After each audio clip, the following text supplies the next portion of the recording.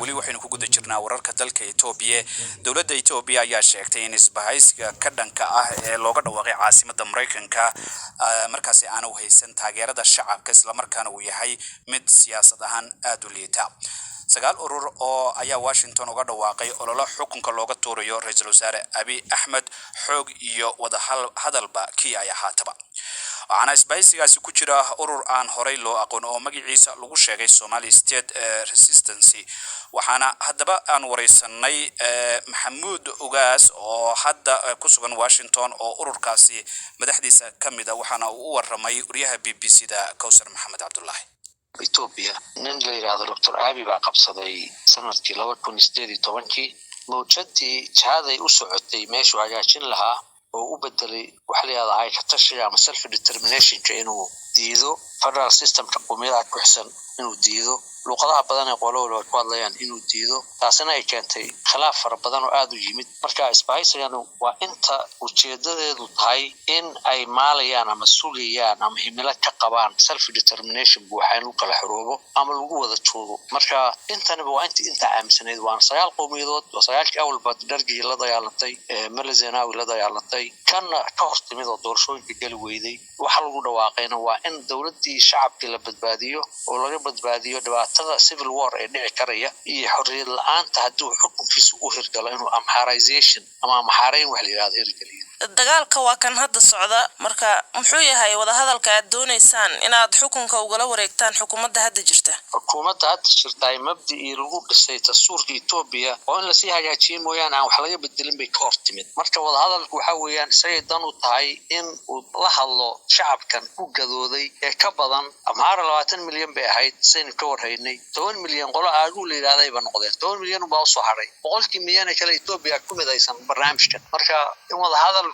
si qabow si nabadgelyo wadanka ka baxo ama xukunka dhiibo ama hatta dawladda ku meel gaar dhisto iyo doorashooyin iyo waxa la jiro hal heshiiyo oo yani wada hadal guud oo Itoobiya oo ku heshiinayaan uu sameeyo hadduu sameyn waayaan dagaalka Addis Ababa ku wareegaysan yahay hadda inta hore waa la qabtay dhulka waa la qabanaya iyadana adigu waxaad la shirtagtay urur lagu magacaabay Somali State Resistance muxuu yahay ururkani bal ma faahfaahay ururka wuxuu faahfaahin u baahan halkii Soomaaliya ee soo jiray intaas oo sano umurkii uu hadda taagnaay yahay u dambeeyay aqoonyahan isu yimid oo dhalinyaro ah oo tashaday ayaa inay ka hadhin dabkan baxay Itoobiya lagu dhisay dawladda cusub oo qaybsanay federal system iyo confederation ka abay u hana qaadeen ururkaas weey dad ayaa rumaysan inaad xiriir la leedahay ONLF maxaa kala dhaxay xisbigaas cid kasto Soomaali oo haljeedka oo la xiriir bay la leedahay marka xiriir wada leedahay cid kasto Soomaali oo ka haljeedta gobolkaas aan hadda ka hadlayno oo la xiriir beelaatan xiriir la lahayn ma jiri karayaan laakiin isbahaysiga waxa ku jira ururo cudud ciidan leh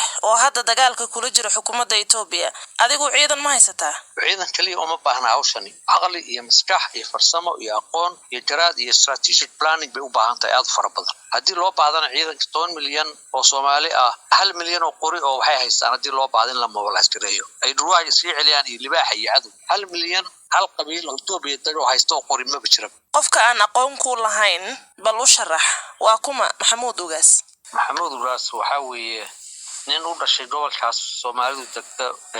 la gumaysanayay muddo oo macallin ahaan jiray la foole intayna dawladda Soomaaliya burburin meelahan markii la yimid macallinka ahaa dawladdii filka shanaad laga dhisay oo horeeyay saddex madaxweyne la soo shaqeeyay wasiirka qorsheynta ahaa waxbarashadana sii watay Talyaaniga Villanova Mareykanka Canada and PhD ka sameeyay managementiga UNDP badan baa la soo shaqeynay 5 years Ethiopia joogay senior researcher baan ka ahaa haddana aqoonyahan madax bannaan oo researcher aan hay daraasadaha sameeyay Maxamuud arinta hadda aad qayb ka tahay waa mid u baahan in si weyn ay Soomaalida uga tashato marka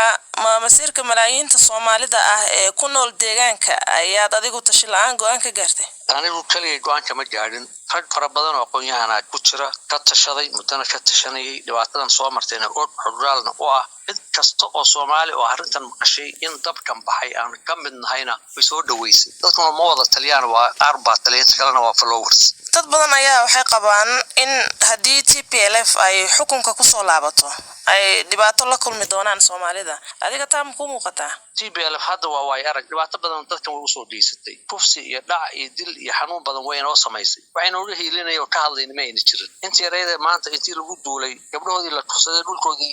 la dilay iskuuladii laga baabiiyay dhulkooda baa dhawaaqaya TPLF cadowga magac iyo cadow tahay awalba 70 sano waxayna haystaa maari ahaayeen 30 sano TPLF bayna waxaynaysa ismaayna keen rooneen hadii leeyahay loo hiilinaya TPLF dastuurkii samaysay qodobka 39 bay ku dartay hore ugu ma jir xuduudka Soomaaliya aan la leenahay ilaa afar ilaa iyo mooyaale ilaa iyo Djibouti maara ma aqoonsanayna xuduudka leenahay marka hadii isku kan qabato TPLF iyo Amharo TPLF baan leeyahay dhulkeena way noo guliyeen iyagana kama bariyeen waxaan ku wada darsnay weeyaan confederation baan kula midoobaynaa Itoobiya kale